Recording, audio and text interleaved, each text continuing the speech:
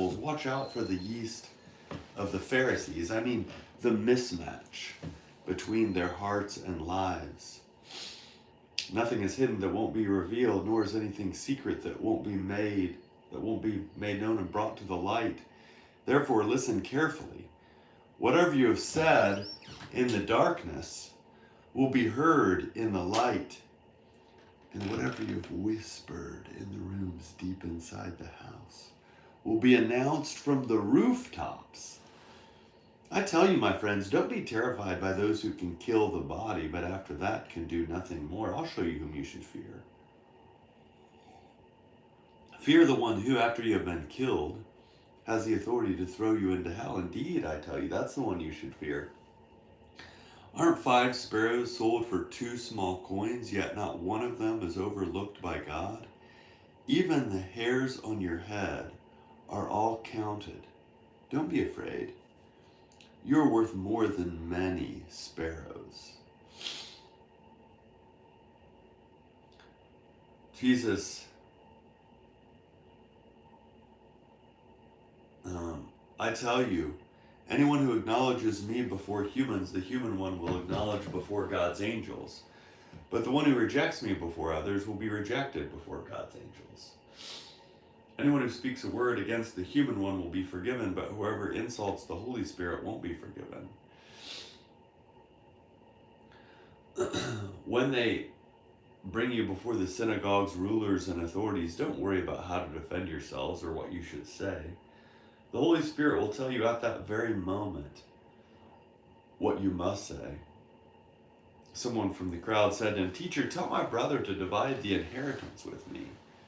Jesus said to him,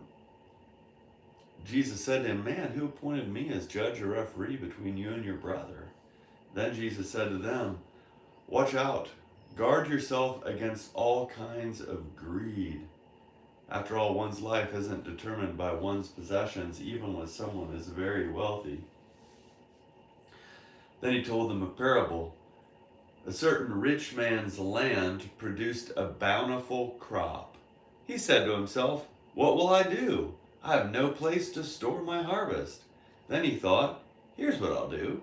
I'll tear down my barns and build bigger ones.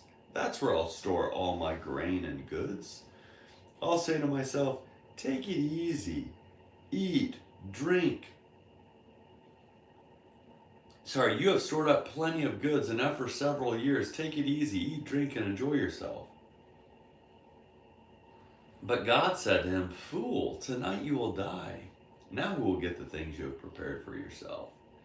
This is the way it will be for those who hoard things for themselves, but aren't rich toward God." This is the way it will be for those who hoard things for themselves, but aren't rich toward God. When the crowds grew, Then Jesus said to his disciples, "Therefore I say to you, don't worry about your life, what you'll eat, or about your body, what you'll wear. There's more to life than food, and more to the body than clothing. Notice how consider the ravens. They neither plant nor harvest. They have no silo or barn, yet God feeds them. You are worth so much more than birds. Who among you by worrying can add a single moment to your life? If you can't do such a small thing, why worry about the rest? Notice how the lilies grow. They don't wear themselves out with work, and they don't spin cloth. But I say to you that even Solomon in all his splendor wasn't dressed like one of these. If God dresses grass in the field so beautifully, even though it's alive today and tomorrow it's thrown into the furnace, how much more will God do for you, you people of weak faith? Don't chase after what you will eat or what you will drink. Stop worrying. All the nations of the world long for these things, and your Father knows that you need them. Instead, desire his kingdom, and these things will be given to you as well. Don't be afraid, little flock, because your Father delights in giving you the kingdom.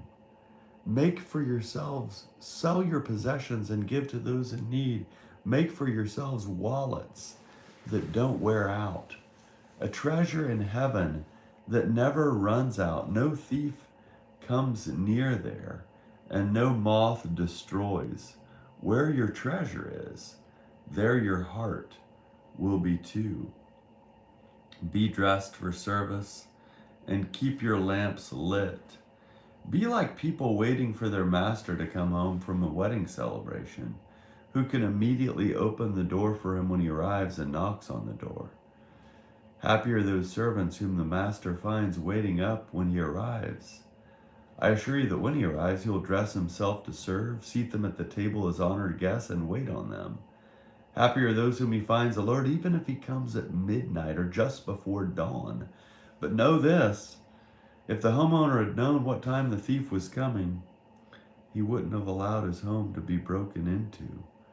You also must be alert, because the human one is coming at a time when you don't expect him. Peter said, Lord, are you telling this parable for us or for everyone? The Lord replied, who are the faithful and wise managers, whom the master will put in charge of his household servants to give them their food at the proper time? Happy are those servants whom the master finds fulfilling their responsibilities when he comes. I assure you that the master will put them in charge of all his possessions. But suppose that these servants should say to themselves, my master is taking his time about coming. And suppose they began to beat the servants, both men and women, and to eat, drink, and get drunk. The master of those servants will come on a day they weren't expecting, at a time they couldn't predict. The master will cut them into pieces and assign them a place with the unfaithful. That servant who knew his master's will but didn't prepare for it or act on it will be beaten severely. The one who didn't know the master's will but did things deserving punishment will be beaten only a little.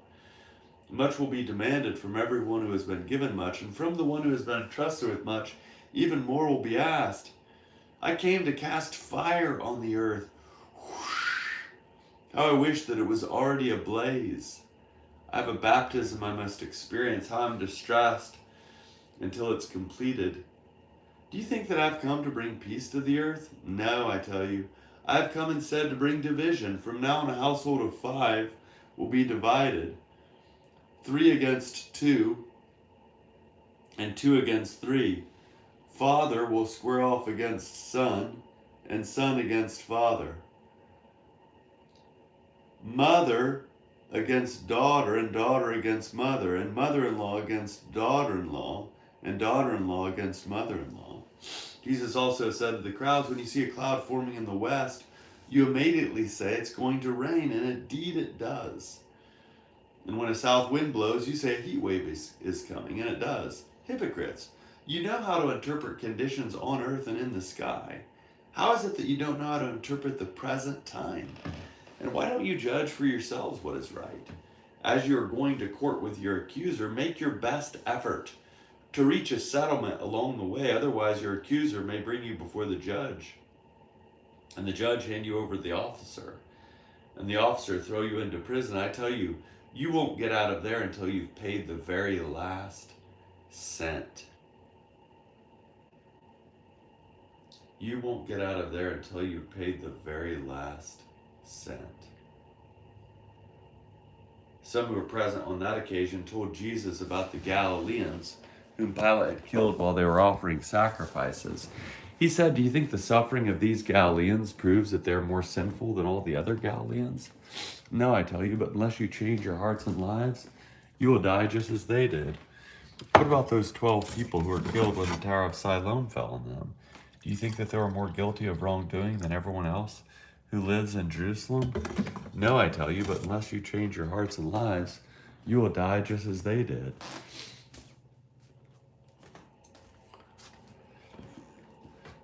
Jesus told this parable A man owned a fig tree planted in a vineyard. He came looking for fruit on it and found none. He said to his gardener, "Look, I've come looking for fruit on this fig tree for the past 3 years, and I've never found any. Cut it down. Why should it continue depleting the soil's nutrients?" The gardener responded, "Lord, give it one more year, and I'll dig around it and give it fertilizer. Maybe it will produce fruit next year. If not, then you can cut it down." Jesus was teaching in one of the synagogues on the Sabbath. A woman was there who had been disabled by a spirit for 18 years. She was bent over and couldn't stand up straight. When he saw her, the Lord had compassion for her and said, "Don't cry." He placed his hand on her. He said to her, "Woman, you are set free from your sickness." He placed his hands on her and healed her. The synagogue, he placed his hands on her and healed her. Let me go back. A woman was there who had been disabled by a spirit for 18 years. She was bent over and couldn't stand up straight. When Jesus saw her, he called her to him and said, "Woman, you are set free from your sickness." He placed his hands on her and healed her. The synagogue leader, he placed his hands on her and healed her. I think she has some kind of a response there, like joy or something, but I kind of forget. The synagogue leader, incensed that Jesus had healed on the Sabbath, said, "There are 6 days during which work is permitted. Come and be healed on those days, not on the Sabbath day." The Lord said to him, "Now you hypocrites, won't each of you on the Sabbath untie your ox or donkey from its stall and lead it out to get a drink? Then isn't it necessary that this woman, a daughter of Abraham, bound by Satan for 18 long years, be set free from her bondage on the Sabbath day?"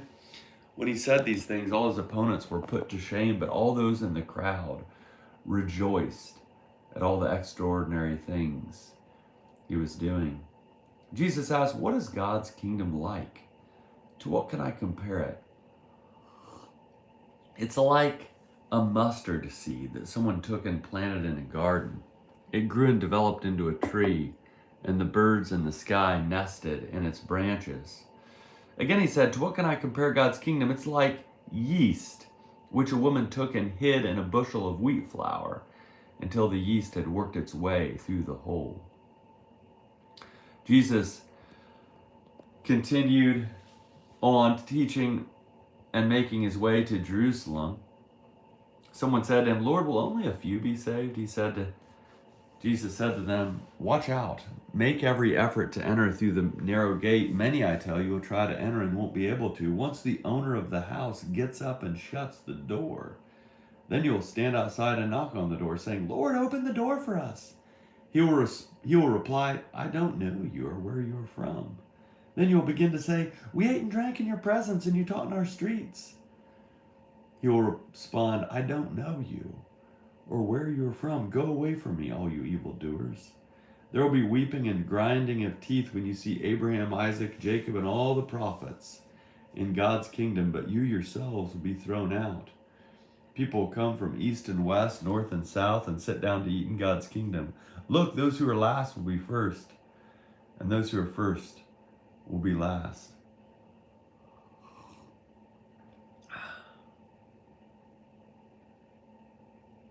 At that time, some Pharisees approached Jesus and said, "Go, get away from here, because Herod wants to kill you."